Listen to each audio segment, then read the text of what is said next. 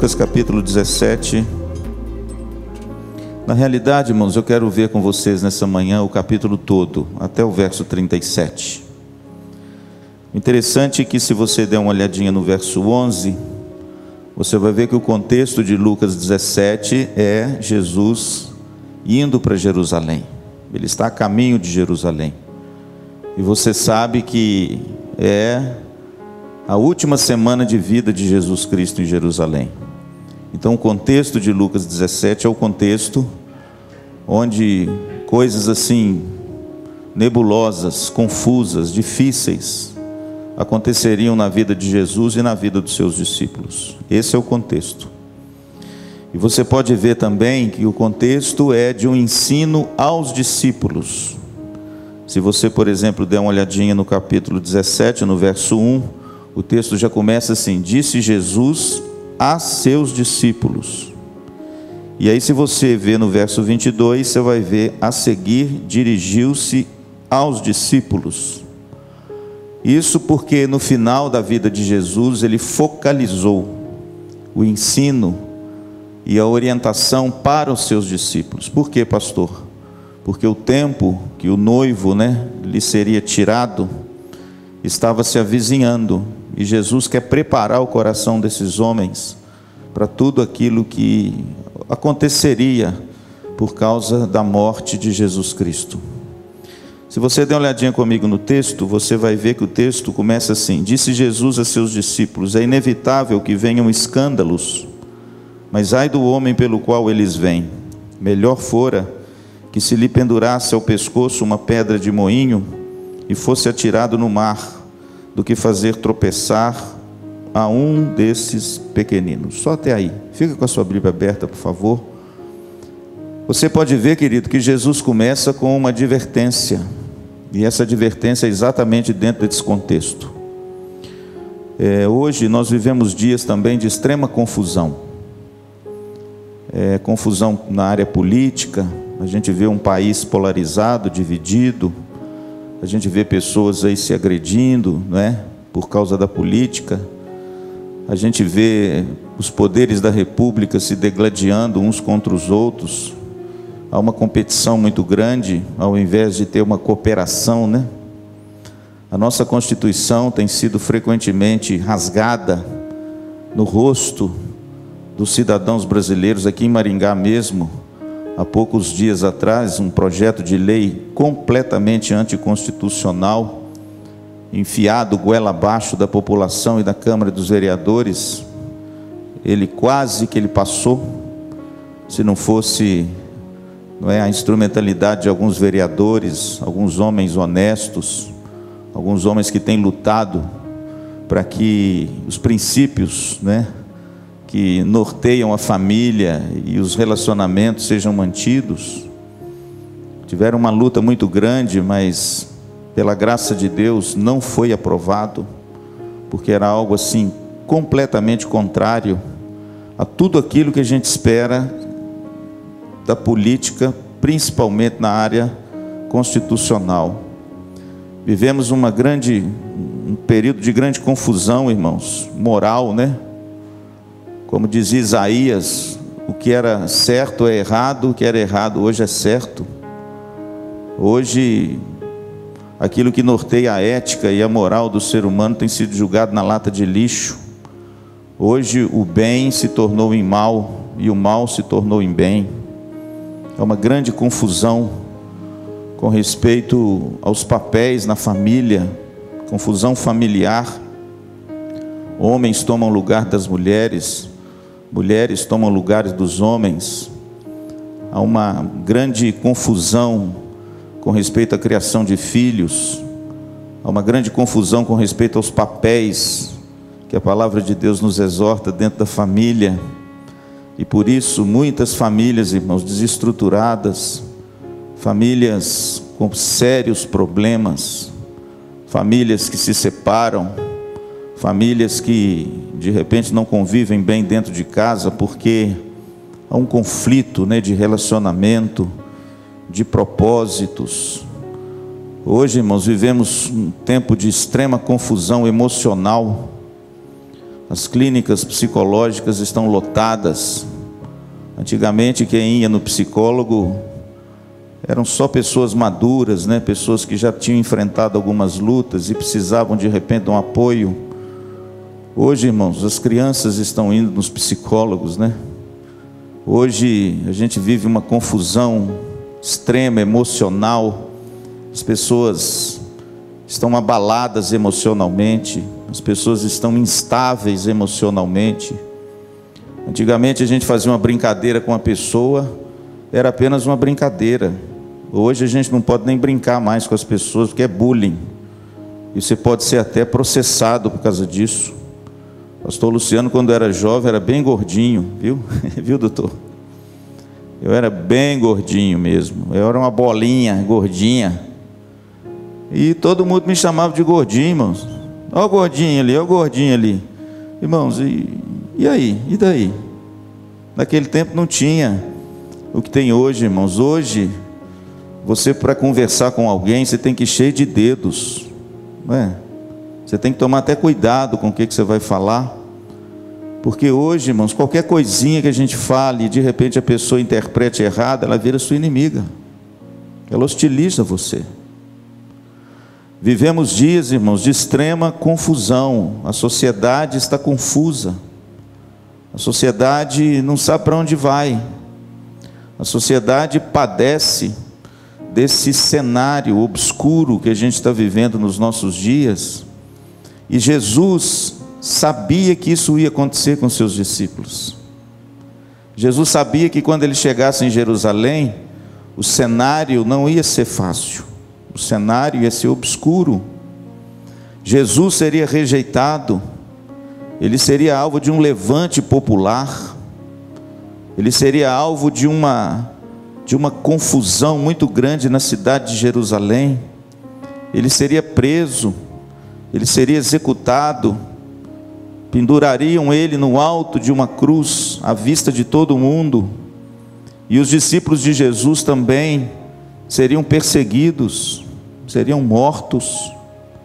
E Jesus, irmãos, conhece todas as coisas. E no capítulo 17 de Lucas em diante, Jesus começa a preparar o coração dos discípulos para todas essas coisas. Assim como eu e você, em dias de confusão, precisamos, irmãos, estar preparados. Para quê? Para a gente não naufragar na confusão, para a gente de repente não tomar parte nessa enxurrada de conflitos e confusões, que quando a gente olha para todos os vieses da sociedade, a gente vê. Jesus, irmãos, começa a preparar o coração dos seus discípulos nessa confusão extrema que seria a última semana dele em Jerusalém, e depois pioraria com a sua morte e a sua ressurreição. Não se esqueçam, irmãos, que depois que Jesus foi assunto aos céus, os seus discípulos começaram a enfrentar duras perseguições e até morte. E a gente vê esse relato em Atos dos Apóstolos. E Jesus, irmãos, então adverte os seus discípulos: o que fazer, pastor? Como nos comportar diante de um tempo confuso, de dias de extrema confusão? E aí, irmãos, vem Lucas 17, olha que coisa preciosa.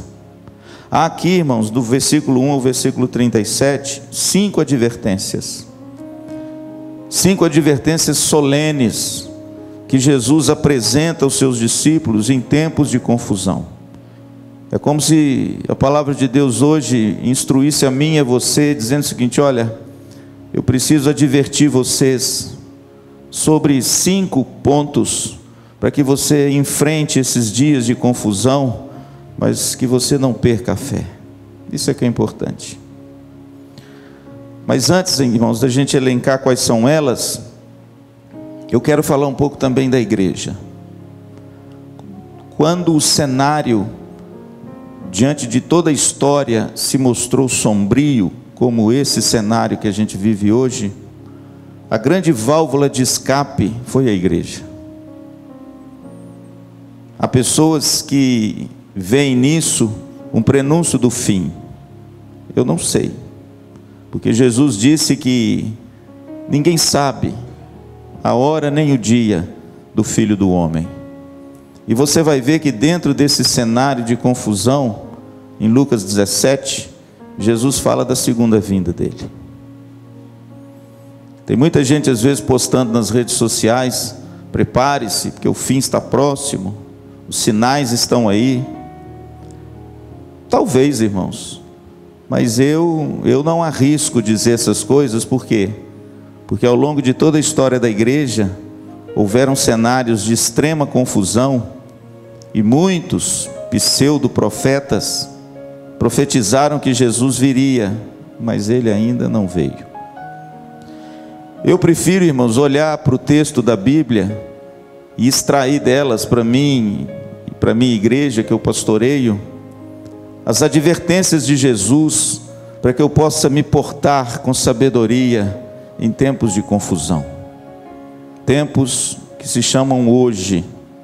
Vivemos esses dias, dias de extrema confusão.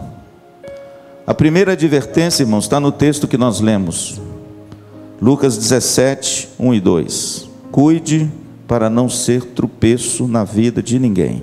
Essa é a primeira advertência. Veja que Jesus disse o seguinte: olha, é inevitável virem os escândalos. Jesus está dizendo isso. Mas ai do homem, verso 1, pelo qual eles vêm.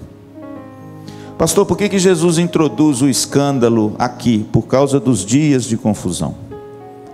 Em dias de confusão, irmãos, nós temos que tomar cuidado para que eu e você não sejamos promotores da confusão.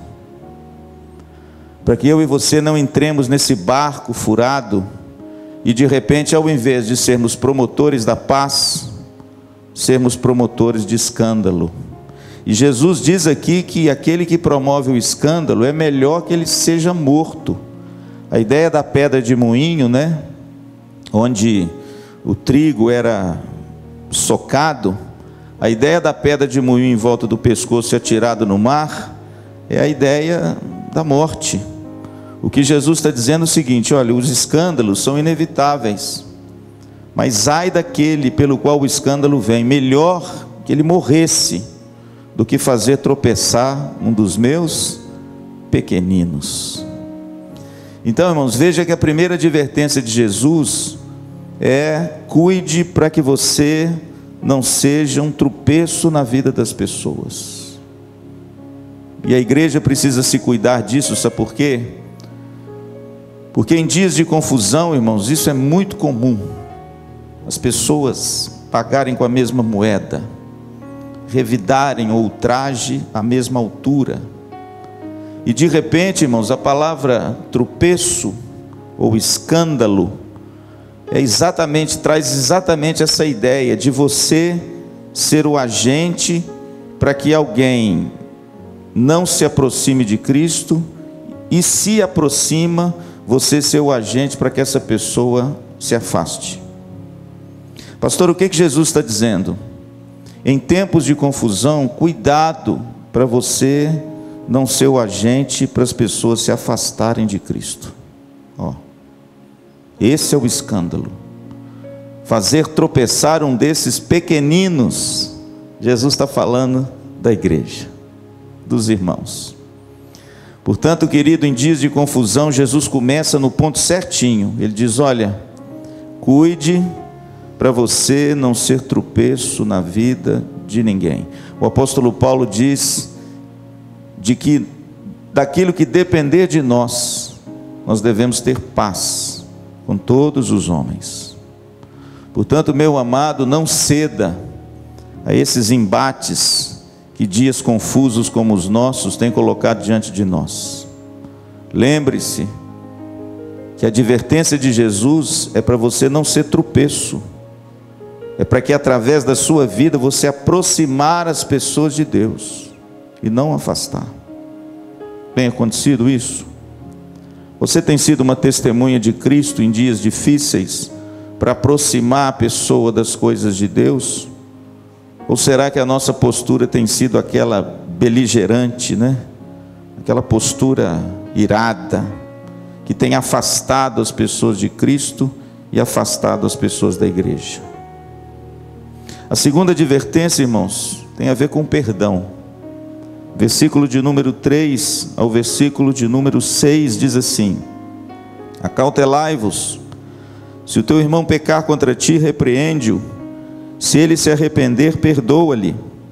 Se por 7 vezes no dia pecar contra ti, e 7 vezes vier ter contigo, dizendo, estou arrependido, perdoa-lhe.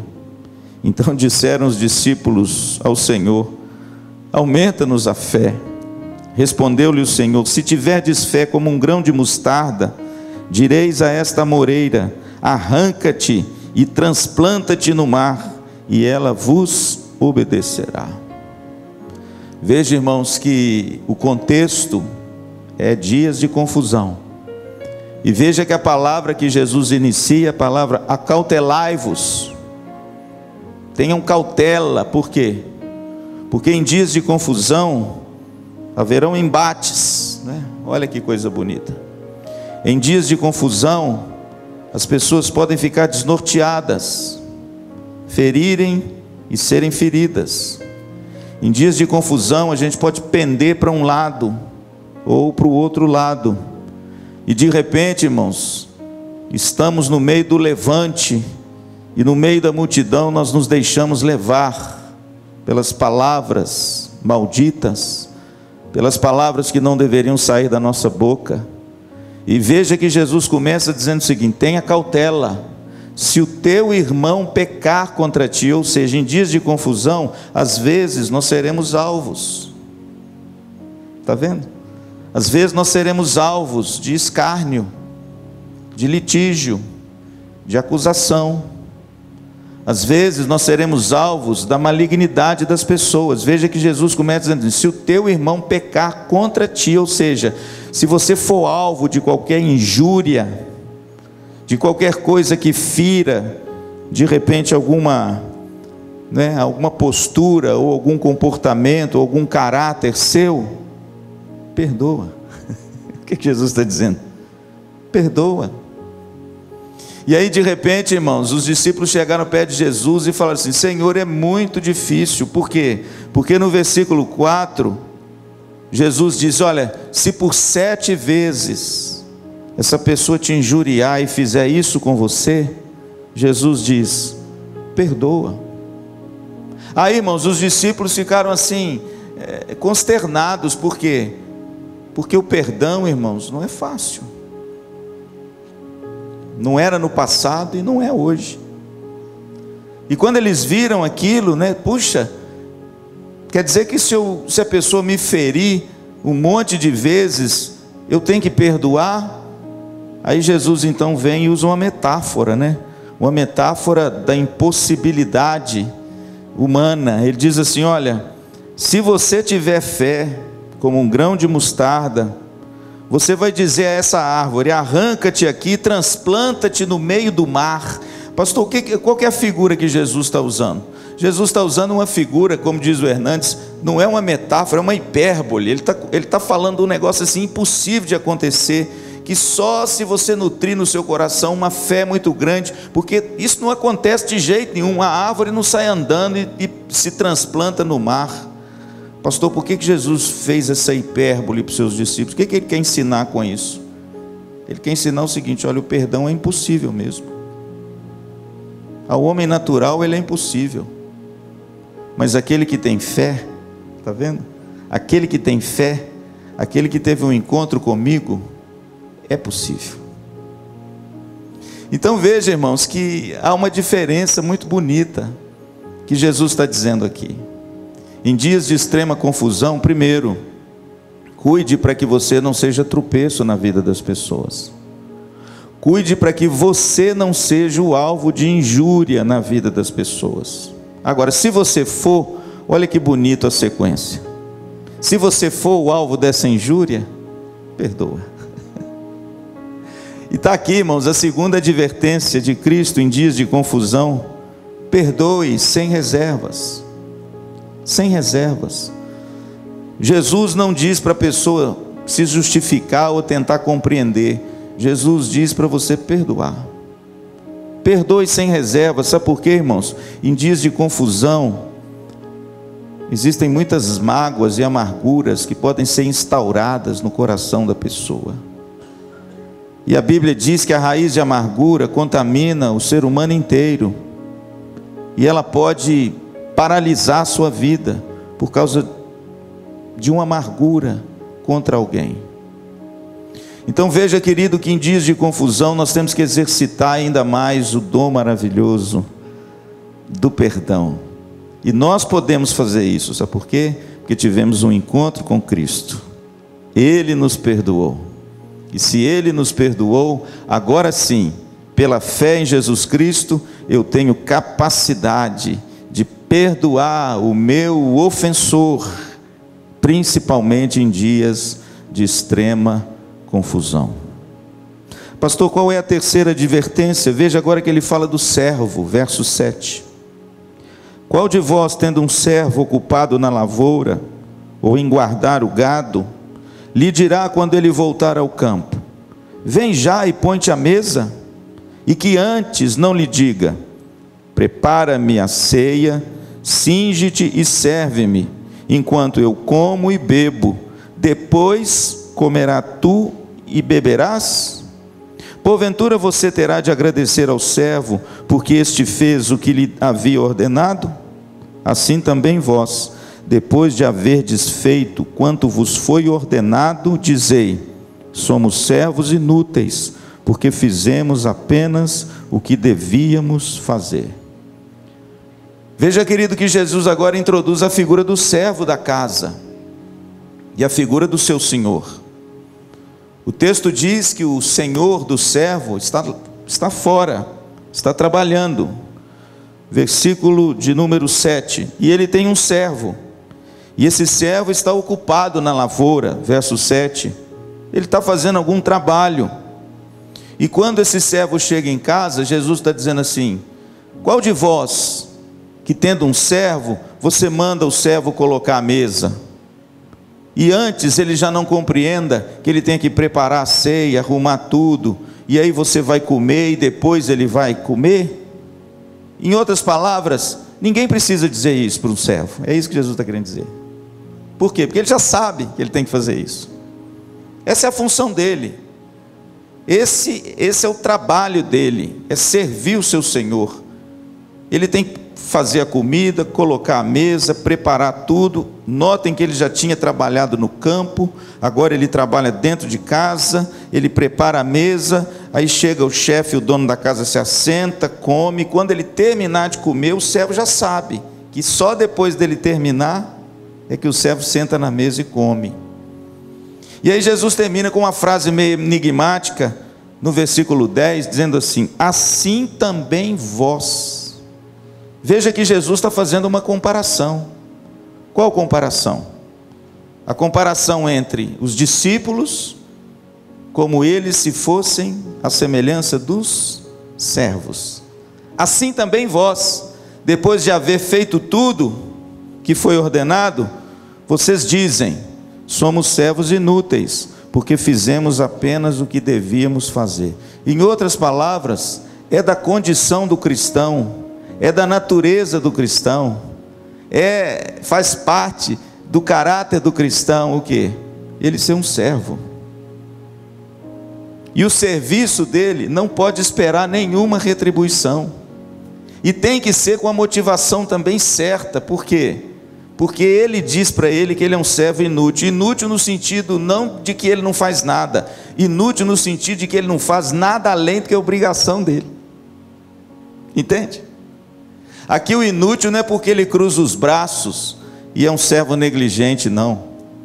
Aqui o inútil é porque tudo que ele faz é inerente ao seu trabalho. Por exemplo, o meu doutor aqui, ele traz crianças, não é? Olha que coisa abençoada, à luz essa vida, não é? O trazer crianças à luz a essa vida torna o meu doutor Noel um servo inútil. Dentro do sentido. Qual o sentido? Essa é a obrigação dele. Entende? E ele faz isso, irmãos, com zelo e com alegria. Por quê? Porque lhe cabe essa responsabilidade. Ele não faz nada além do que a obrigação dele, do que ele aprendeu para fazer. É nesse sentido que Jesus diz para os seus discípulos: vós sois servos inúteis, porque vocês não fazem nada além do que vocês deviam fazer. Irmãos, esse negócio é um negócio muito poderoso, sabe por quê? Porque quando Jesus diz isso, Jesus está dando uma advertência para os seus discípulos. Em dias de confusão, sabe qual deve ser a nossa postura? Servir as pessoas sem esperar retribuição, e principalmente com a motivação certa. Pastor, qual é a motivação certa? É que servindo ao próximo, você serve a Cristo. Agora veja que coisa interessante, essa história do servo, ela vem depois do perdão. É como se Jesus estivesse dizendo para os seus discípulos assim: olha, se você perdoa, você não faz nada mais do que a sua obrigação, porque você foi chamado para isso. Veja que Jesus introduz o ensino do servo logo depois do perdão. Por quê? Porque os discípulos poderiam pensar assim: puxa, eu perdoei, olha como eu sou especial. Não, você é servo inútil, entende? Você é servo inútil, por quê? Porque você não fez nada mais além do que a sua obrigação. Então veja, irmãos, que a terceira advertência de Jesus em dias de confusão, em tempos de confusão, é servir com a motivação certa. É uma bênção, irmãos, você se igualar ao seu mestre. É uma bênção a gente ter um espírito assim para servir as pessoas, estender a mão, fazer o bem, ver um diferencial nessa sociedade onde cada um só quer buscar o seu próprio interesse, né? Eu preguei aqui domingo passado sobre o servo Bartimeu, né? Lembra? Que queres que eu te faça? Que pergunta gloriosa, irmãos. É a pergunta do servo. O servo da casa, como diz o Salmo, ele ficava olhando para as mãos do seu Senhor e esperando uma ordem. Isso é bonito, irmãos, os Salmos diz isso. Assim como os meus olhos estão fitos nas mãos do meu Senhor, os meus olhos estão fitos no Senhor. É bonito por quê? Porque o servo era aquele homem que ficava de prontidão, olhando para o seu Senhor, esperando dele uma ordem. E assim que ele desse a ordem, esse servo saía para fazer a ordem e para fazer o seu trabalho. E por várias vezes ele chegava perto do dono da casa, preocupado, trabalhador, e dizia para ele assim: meu Senhor, que queres que eu te faça? Jesus, irmãos, encarnou essa pergunta, mas ele era o Deus Todo-Poderoso, o Criador de todas as coisas, aquele que habita com o Pai antes da fundação do mundo, aquele que todas as coisas foram feitas por intermédio dele, e sem ele nada do que foi feito se fez. O Deus Todo-Poderoso, o Senhor dos exércitos, aquele que habita em luz inacessível, aquele que está junto com o Pai e que tem todo o poder e toda a autoridade, como ele disse em Mateus 28, no céu, na terra e debaixo da terra. Aquele que subiu no monte da transfiguração, e a Bíblia diz que brilhou uma glória tão grande ao redor dele, que os discípulos ficaram embevecidos. Foi esse, querido, que perguntou para um cego, mendigo, escrachado, esculachado por todo mundo, a pergunta do servo da casa: que queres que eu te faça? Para mostrar para os seus discípulos, irmãos, que a natureza do nosso Deus é a natureza do serviço humilde, da humildade, do poder da humildade. E aqui nesse texto, irmãos, mais uma vez Jesus enfatiza a natureza do discipulado cristão. Pastor, quem é o discípulo de Jesus? É um servo. É um servo, irmãos. E a gente tem que tomar cuidado para não achar que isso é algo assim extraordinário. Por quê? Porque nós somos servos inúteis.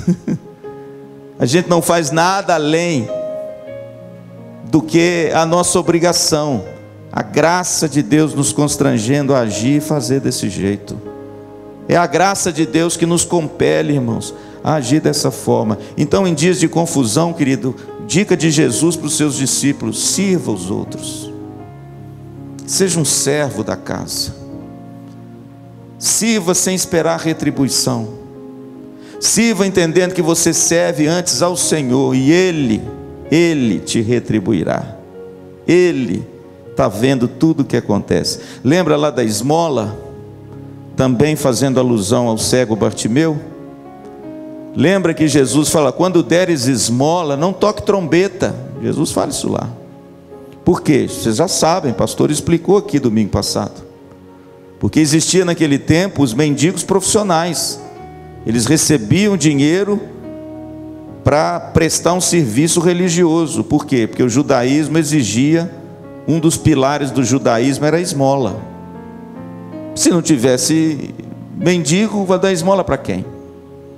E aí Jesus introduz o ensino, irmãos, lá em Mateus capítulo 6, ele fala assim, quando você der esmola, não dê a sua mão esquerda, não fique sabendo o que você dá com a direita.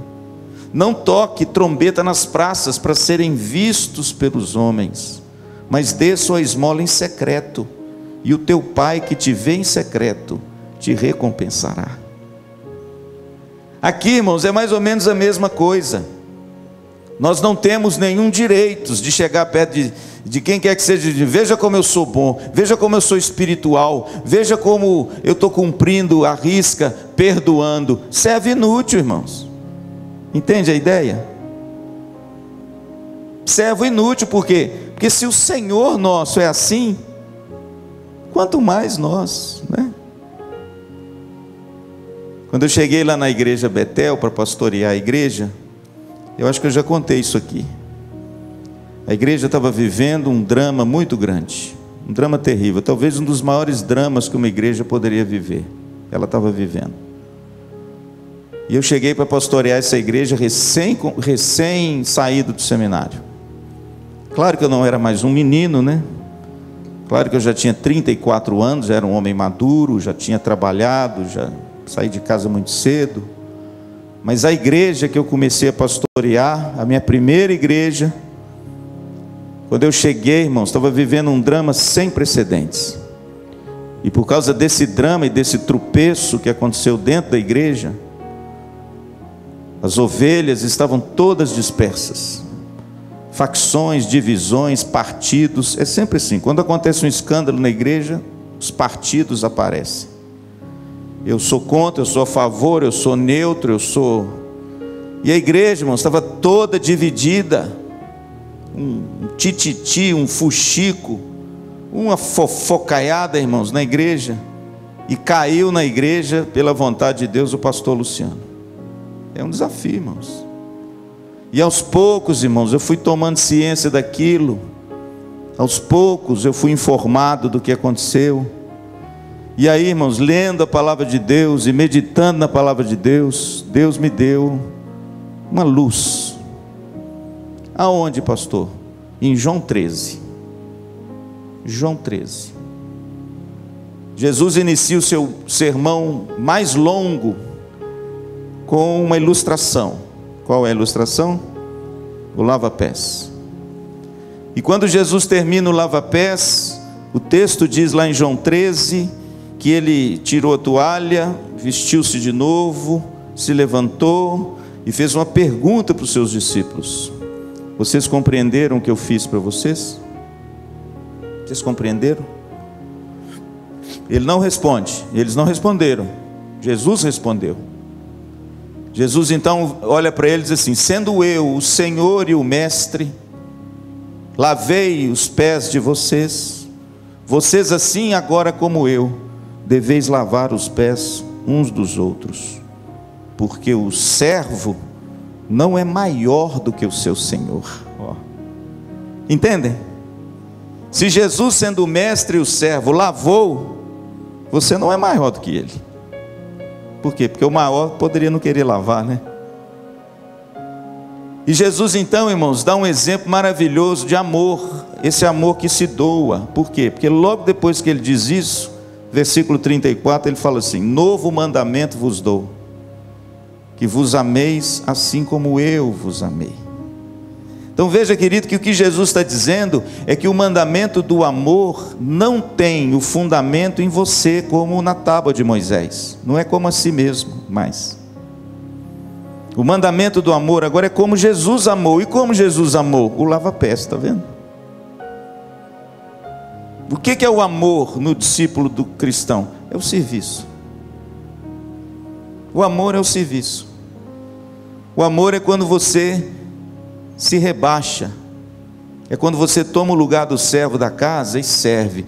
Pastor, quando é que esse serviço ao próximo em amor é mais necessário? Em dias de confusão. Li o texto do lava-pés, irmãos. Conversei com o meu conselho e falei: irmãos, na próxima ceia nós vamos fazer um lava-pés aqui na igreja. Nós vamos colocar 8 bacias aqui na frente. Pastor Luciano vai ler o texto. Eu vou lavar os pés dos meus presbíteros e diáconos. Eu vou sentá-los na frente e eu vou lavar os pés de cada um deles. E aí nós vamos abrir o lava-pés na igreja, para segundo aquilo que Deus tocar nos corações, as pessoas possam se levantar, chamar aqueles quem Ele quiser e vir lavar os pés. Vocês topam? Eles toparam. Ô pastor, vamos fazer. Então vamos lá. Colocamos as bacias aqui na frente. O pessoal ficou meio desconfiado. Era noite de ceia. Pastor Luciano pregou sobre Jesus e disse: olha, assim como eu vos fiz, fazei vós uns aos outros. Eu falei: o que impede a gente fazer? E aí eu desci, peguei uma toalha, tirei o sapato, tirei a meia, lavei os pés dos meus presbíteros, enxuguei. Eu só não coloquei a meia e o sapato de novo, porque senão ia demorar muito. Depois que eu lavei todos os pés dos meus presbíteros, eu disse: agora as bacias estão franqueadas com uma, né? Para quem quiser lavar o pé do seu irmão.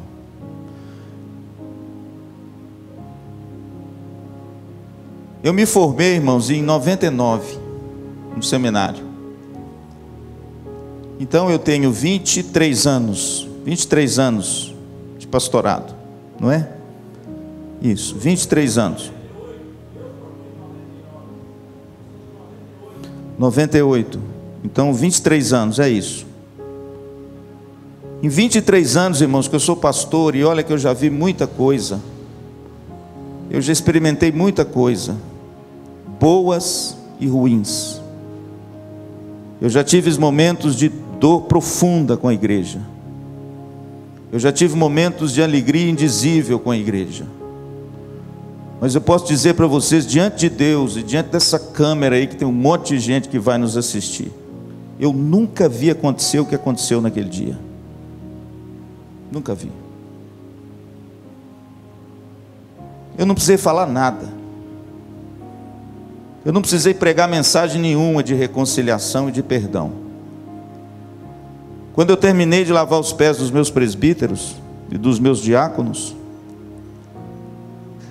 ficou um tempo assim, sem ninguém se levantar. Sabe, igual filme, quando o sujeito faz um apelo assim num filme, ninguém levanta. Aí você fica assim: meu Deus, será que o negócio não vai dar certo?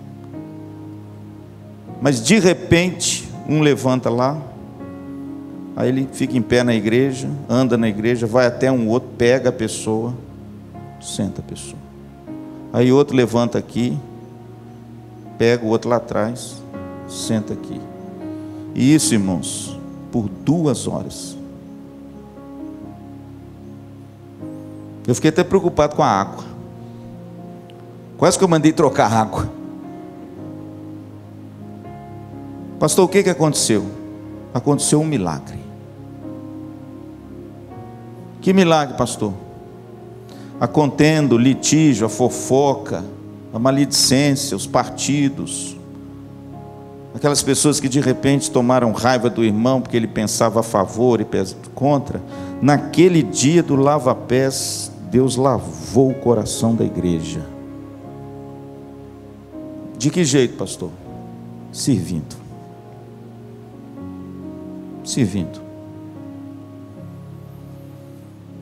Somos servos inúteis. Por quê? Porque a gente faz o que é devido a nós, nem mais, nem menos. Agora veja, irmãos, eu sempre digo isso, né? Eu fico encantado como Jesus A inteligência desse nosso Deus é um negócio maravilhoso. Veja que ele começa com um tropeço, depois ele fala do perdão, e depois ele tira completamente o orgulho do nosso coração, porque às vezes quando a gente perdoa, a gente se acha que é alguma coisa, e ele vem dizer assim: olha, você não faz nada mais do que a sua obrigação. Veja que coisa gloriosa, irmãos. E tudo isso, pastor, em tempos de facilidades? Não, isso tudo em tempos de confusão. Eu acho que é no tempo de confusão que a luz do Evangelho tem que brilhar na igreja mais alto, para que as pessoas de fora que estão confusas vejam que aqui é diferente. Amém? Aqui não tem confusão não, sabe por quê? Porque aqui nós seguimos o mesmo Deus, a mesma palavra, um só batismo, uma só fé, um só Senhor, que age sobre todos, é Pai de todos e está em todos. Louvado seja Deus. É a unidade gloriosa da igreja em Cristo Jesus. Confusão é lá fora, e a gente precisa mostrar para esse mundo confuso que há uma saída, um caminho, uma porta, que há paz nos corações em Jesus Cristo. E quem vai fazer isso? Você, eu. O nosso testemunho como pastor, primeiro, cuidando para você não ser o tropeço. Segundo, perdoando sem reservas. Terceiro, servindo de todo o seu coração, sem esperar nada em troca. É servo inútil. Não faço nada mais do que a minha obrigação. Pastor, qual a quarta advertência? Estou quase terminando. Irmãos, aí vem um acontecimento maravilhoso dos leprosos. Olha que coisa bonita. Leia aí comigo. O encontro de Jesus com os 10 leprosos. De caminho para Jerusalém, passava Jesus pelo meio de Samaria e da Galileia. Veja que Jesus está terminando seu ministério terreno. Ele está descendo lá da Galileia, está passando na Samaria, vai passar em Jericó, vai ter um encontro com Zaqueu, com Bartimeu, e vai chegar em Jerusalém.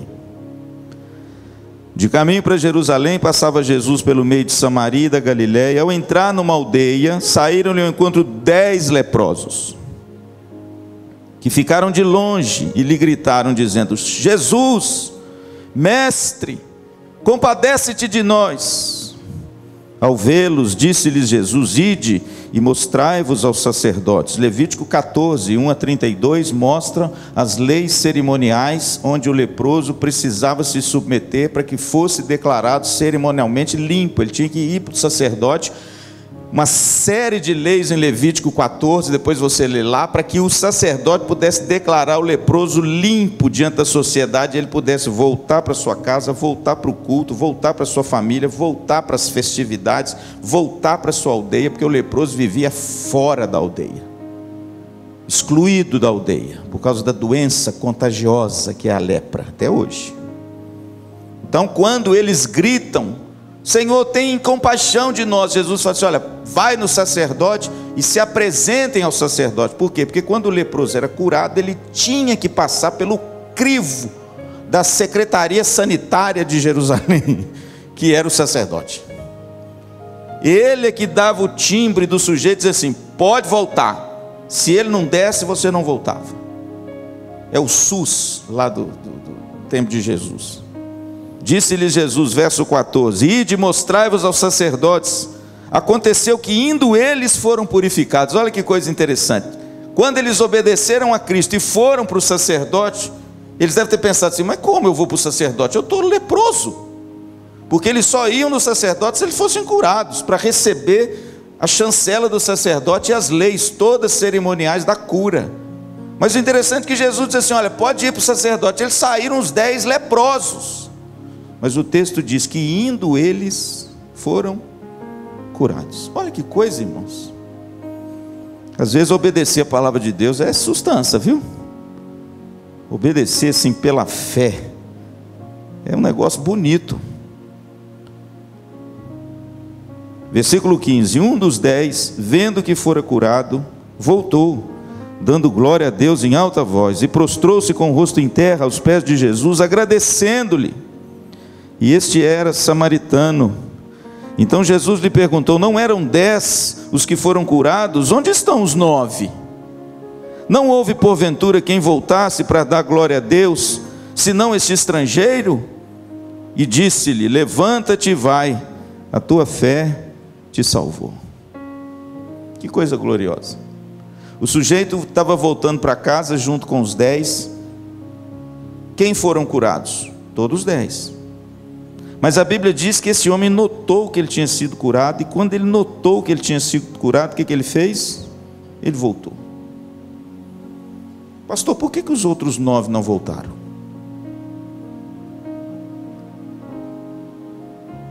Eles não notaram que foram curados? Por que eles não voltaram? Por que eles simplesmente continuaram o caminho até o sacerdote e eles não retornaram como esse homem fez? Por quê? Porque eles se assemelham muito a mim e a você. Porque nós nos parecemos muito com os 9. Por quê, pastor? Porque aquele que voltou, ele voltou com o coração cheio de gratidão. Ele voltou porque ele compreendeu que o abençoador é maior do que a bênção. Ele voltou porque ele compreendeu que tinha alguém ali maior do que a sua cura, e que merecia da parte dele todas as ações de graças, toda a adoração e toda a gratidão do coração. Veja que quando esse leproso volta, ele tem todos os trejeitos de um adorador. Ele dá glória a Deus em alta voz. O que é isso, pastor? É diante de todos. Ele tributa a glória a Deus diante de todos. Ele quer mostrar para as pessoas que ele foi curado por causa de um Deus maravilhoso que tem o poder de curar. Segundo, ele se prostra. Olha aí o texto. Que postura é essa, pastor? É a postura do adorador. O adorador se prostra diante do objeto de sua adoração. E ele se prostra diante de Jesus, e o texto diz que ele lhe agradece, cheio de gratidão. E Jesus então, irmãos, enaltecendo o que o leproso fez, Jesus disse assim: escuta aqui, que deu os 9? Por que só você voltou? Eu não curei os 10? Aí Jesus olha para ele e falou assim: filho, maravilha, a sua fé te salvou. Pode olhar aí, não te curou, não, te salvou. Porque na realidade, aquele único samaritano, odioso dos judeus, fora recebido por Cristo com o dom da salvação. E uma das evidências do dom da salvação é o quê? É você viver agora para a glória de Deus. Você agora se prostrar e adorar o seu Senhor. E terceiro, você ter na sua vida um coração grato. Pastor, qual é a advertência de Jesus em tempos difíceis e confusos como os nossos? Primeiro, cuide para não ser tropeço na vida de ninguém. Os tempos são difíceis. Seja um promotor da paz. Segundo, perdoe sem reservas, porque tem gente que vai querer aguilhoar você. Perdoe. Terceiro, sirva as pessoas com a motivação certa, com o coração livre, servindo antes de tudo ao Senhor, antes de servir qualquer pessoa. Quarta, exercite de todo o seu coração a gratidão. Seja agradecido. Viva para a glória de Deus. Adore a Jesus Cristo. Mas acima de tudo, tenha um coração grato. Irmãos, esse é um dos maiores imperativos na vida do discípulo de Cristo, a gratidão. Sabe por quê? Porque em tempos confusos, a nossa natureza nos leva à murmuração. É ou não é? Quantas pessoas você encontra todos os dias e só murmuram, só reclamam, só falam mal?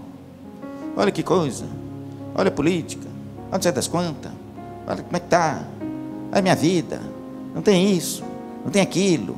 O sujeito, irmãos, é um poço de murmuração. O sujeito não consegue compreender e ver a beleza da vida, ela só vê o lado feio. Ela não consegue ver, querido, a luz e a vida e a realidade fora da caverna. Lembra da caverna aqui domingo passado?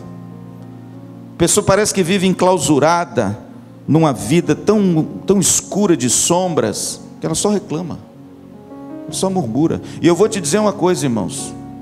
Paulo, lá em 1 Coríntios capítulo 10, ele faz um alerta muito forte com respeito à murmuração. Ele diz assim: não murmureis, para que não advenha sobre vós o destruidor.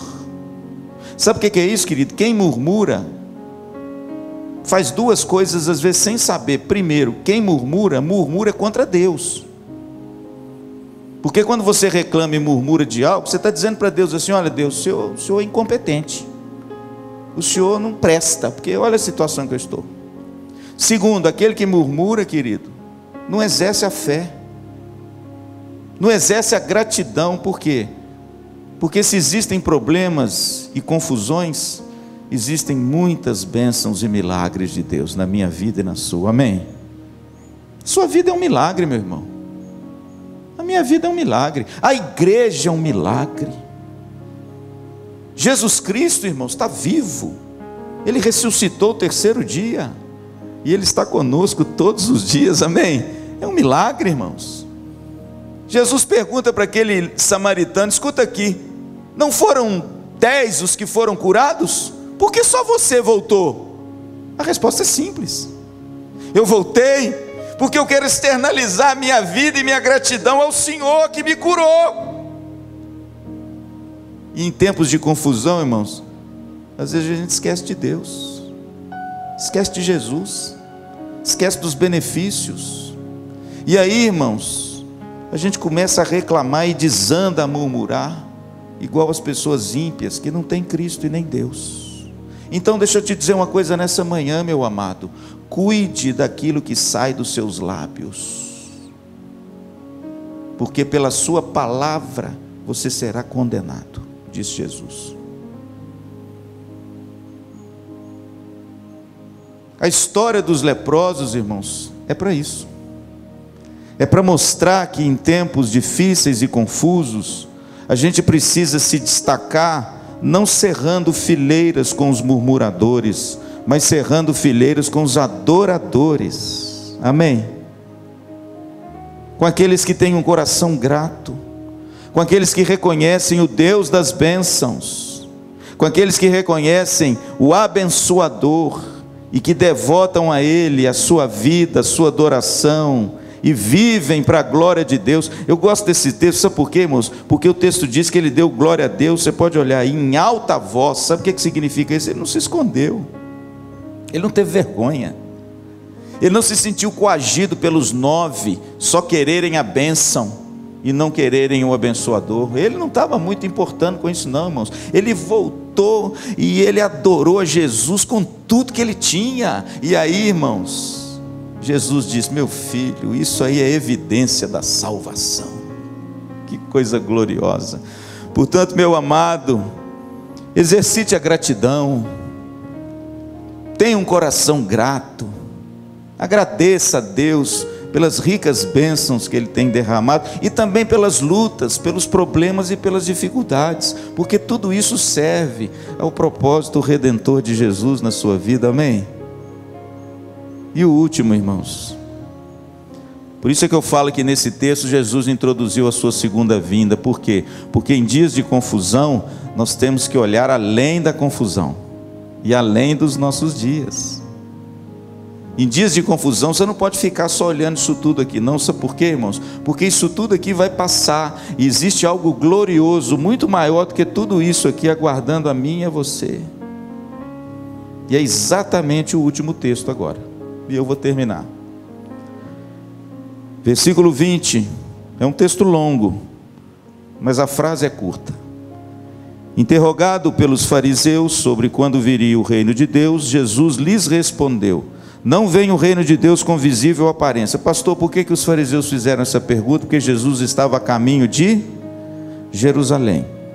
E eles estavam entendendo que o reino de Deus, na pessoa do Messias, era um reino visível, político, e que esse reino seria tomar o poder de Roma, devolver o reinado de Deus em Jerusalém, e esse grande líder político e social se assentar na cadeira de Moisés. Então veja que a visão do Messias no Velho Testamento foi distorcida, achando que o Messias seria aquele rei poderoso, cheio de poderes sobrenaturais, e que quando ele se assentasse no trono seria o fim da história, e todos os inimigos do povo de Deus seriam subjugados. E eles fazem essa pergunta com base nisso aí. Quando é que vem o reino de Deus, Jesus? Qual a resposta dele?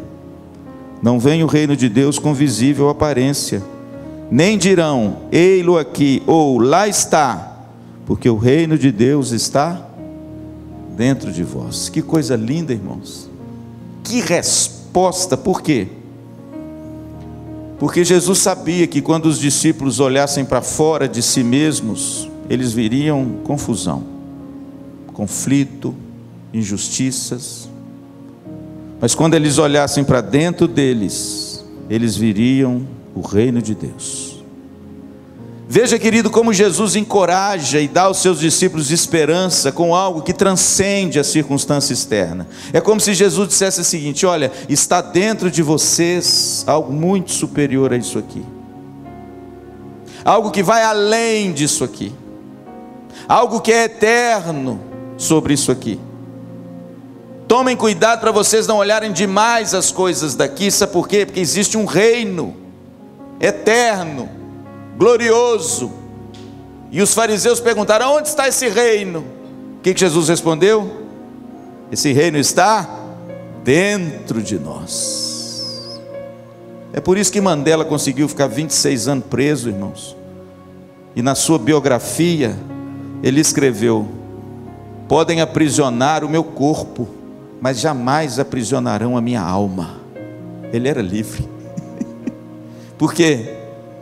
Porque mesmo vivendo um reino físico de confusão, de dor, dentro dele tinha um outro reino. É por isso que aquele escritor russo, Fyodor Dostoiévski, quando foi levado para o Gulag soviético, porque ele foi tido como um transgressor do comunismo na época da União Soviética, e foi levado para as prisões geladas da Sibéria, e lá ele encontrou um Novo Testamento que lhe deram de presente, e ele começou a ler esse Novo Testamento, e lendo o Novo Testamento ele se converte a Jesus na prisão, lá na Sibéria. E no dia que ele foi livre, porque houve um levante na política da União Soviética, eles soltaram a maioria dos presos do Gulag, inclusive Dostoiévski. O algoz de Dostoiévski chega na prisão e diz assim: estamos aqui agora para te soltar. Ele vira para ele e diz assim: me soltar por quê? Eu nunca fui preso. Bonito, né? Você vai me soltar? Você não vai me soltar. Eu nunca estive preso. Eu estava preso quando eu não tinha Cristo. Agora com Cristo eu sou livre. E foi a partir daí, irmãos, que ele escreveu seus grandes romances, que eu queria até dar uma dica para vocês lerem. Leiam O Idiota, de Dostoiévski. Leiam Os Irmãos Karamazov, de Dostoiévski, que você vai ver, irmãos, um retrato do Evangelho na figura dos personagens de uma forma maravilhosa. Veja como Jesus é inteligente. Em tempos de confusão, irmãos, Jesus diz: olha, não fica olhando demais para isso não, porque tem um reino dentro de você. É bonito, né? Existe um reino dentro de nós, e esse reino é eterno, é glorioso, jamais passará. E aí, irmãos, Jesus se dirige aos seus discípulos. Veja bem, verso 22. E diz o seguinte: virá o tempo em que desejareis ver um dos dias do Filho do Homem e não o vereis.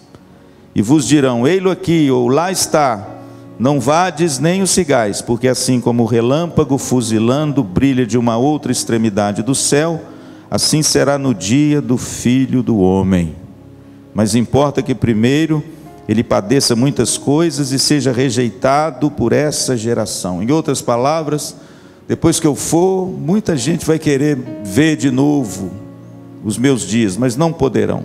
Mas fiquem tranquilos, quando eu voltar, vocês vão participar de tudo. E aí ele diz que ele voltaria de forma inesperada, verso 24, como um relâmpago. Assim será a vinda do Filho do Homem. Jesus aqui está falando da sua segunda vinda. Mas importa que primeiro ele seja rejeitado. É a primeira vinda. Mas importa que eu ainda sofra muitas coisas. E aí, irmãos, Jesus usa 3 comparações: Noé, Ló e a mulher de Ló. Para quê, pastor?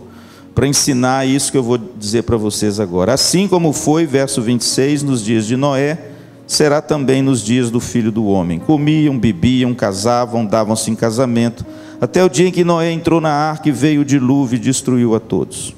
O mesmo aconteceu nos dias de Ló. Comiam, bebiam, compravam, vendiam, plantavam, edificavam. Mas no dia em que Ló saiu de Sodoma, choveu do céu fogo e enxofre e destruiu a todos. Assim será no dia em que o Filho do Homem se manifestar. Naquele dia, quem estiver no eirado e tiver os seus bens em casa, não desça para tirá-los. E de igual modo, quem estiver no campo, não volte para trás. Lembrai-vos da mulher de Ló. Quem quiser preservar a sua vida, perdê-la-á. E quem a perder de fato, a salvará. Em outras palavras, Jesus disse: o reino de Deus está dentro de vós. Então tomem cuidado para vocês não olharem demais esse reino passageiro e confuso onde nós vivemos, porque foi depositado dentro de nós o reino de Deus. Quando é que esse reino de Deus vai se tornar pleno? Quando Jesus voltar, na sua segunda vinda. Mas enquanto isso, pastor, o que a gente tem que fazer? Aí vem Jesus e dá 3 exemplos: Noé, Ló e a mulher de Ló. Que tipo de exemplo? A vigilância. Por quê? Porque os 3 não vigiaram e o juízo veio e pegou os 3. Essa é a ideia. Ele fala da geração de Noé. Noé por 500 anos avisou que a chuva viria e destruiria tudo, ninguém ouviu. Quando veio, matou todo mundo. Ló, lá em Sodoma e Gomorra, em Gênesis 19, a mesma história. Os anjos avisaram, todos avisaram, ninguém quis dar ouvidos, viveram como se Deus não existisse, não vigiaram, veio o fogo do céu e destruiu aquela cidade ímpia. E a mulher de Ló saiu da cidade, mas a cidade não saiu dela, porque ela olhou para trás. E quando ela olha para trás, o juízo alcança naquele lugar.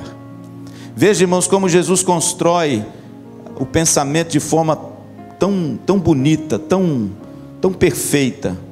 Veja que Jesus dá todos esses exemplos e diz assim: olha, vocês vivem num ambiente conturbado, confuso, o negócio vai piorar, o cenário não é bom. Vocês serão mortos, perseguidos por minha causa, o mundo vai perseguir vocês, mas fiquem tranquilos que existe um reino de Deus dentro de vocês.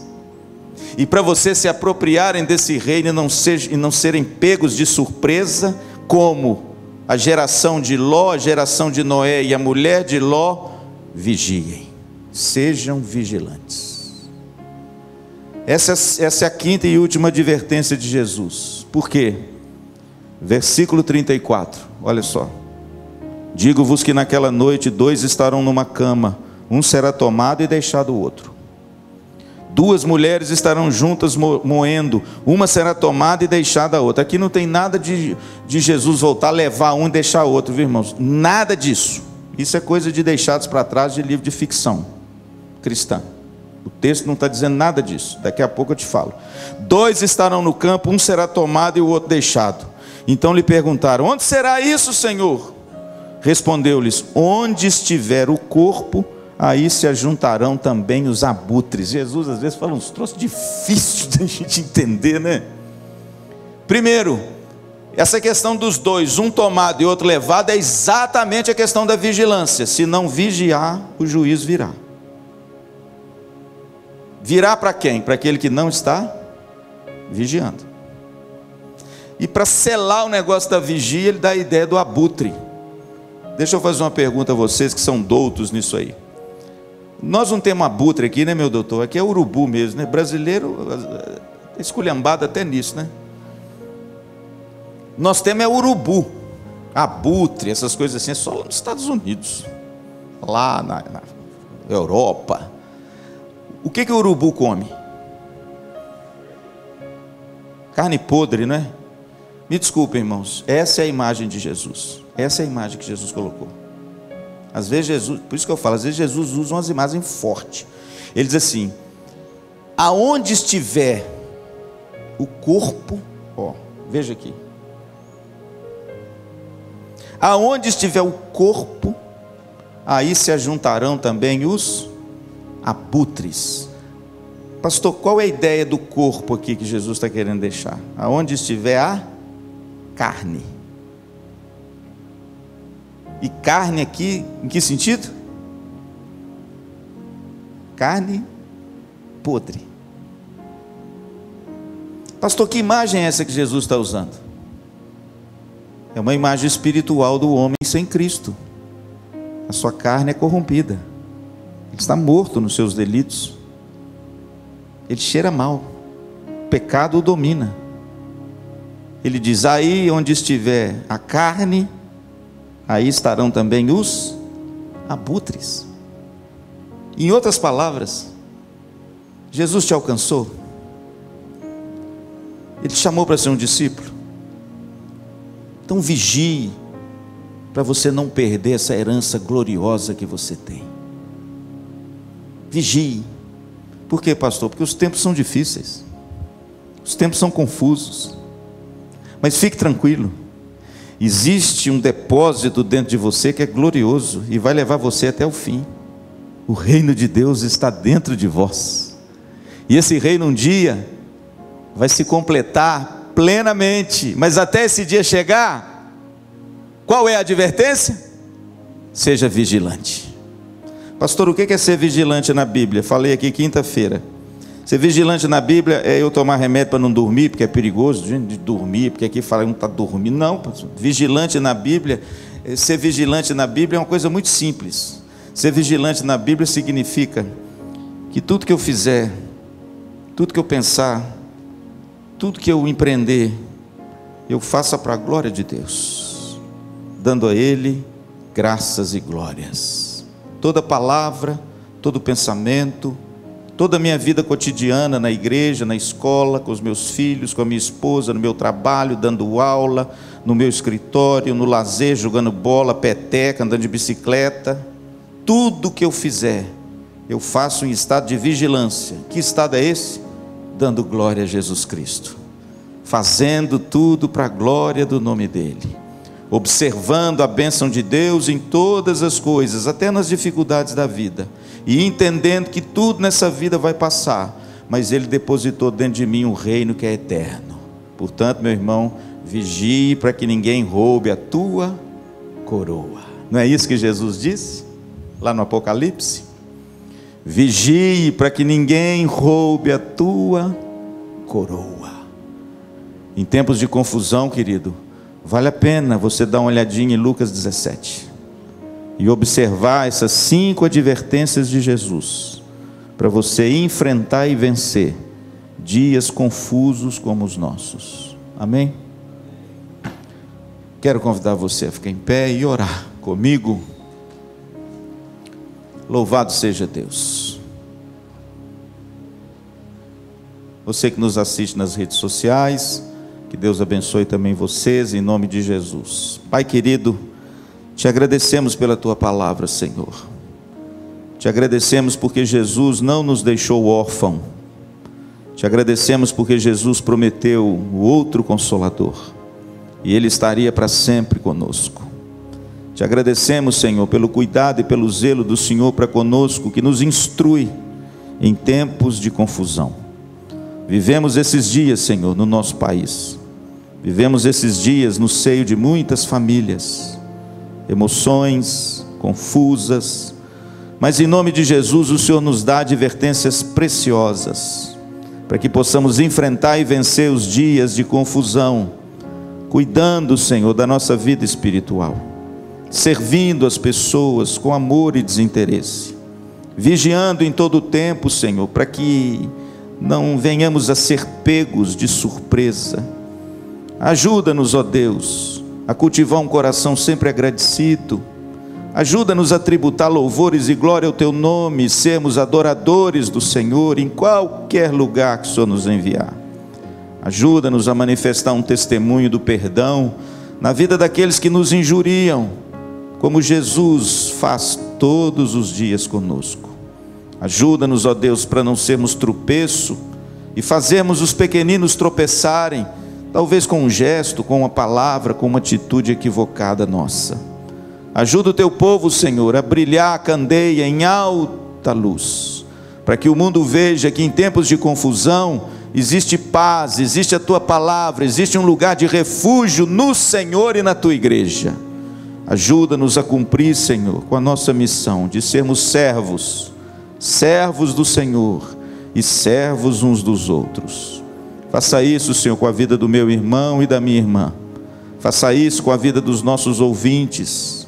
E que no nome de Jesus possamos glorificar o Senhor em todo o tempo, mesmo em dias de extrema confusão. Muito obrigado, Senhor, por essa manhã. Abençoe os meus irmãos, leva-os em paz. E que a graça maravilhosa do nosso Senhor e Salvador Jesus, o amor de Deus nosso Pai, a comunhão e a consolação do Espírito Santo seja sobre a sua vida e sobre toda a igreja de Jesus, hoje e eternamente. Amém e amém.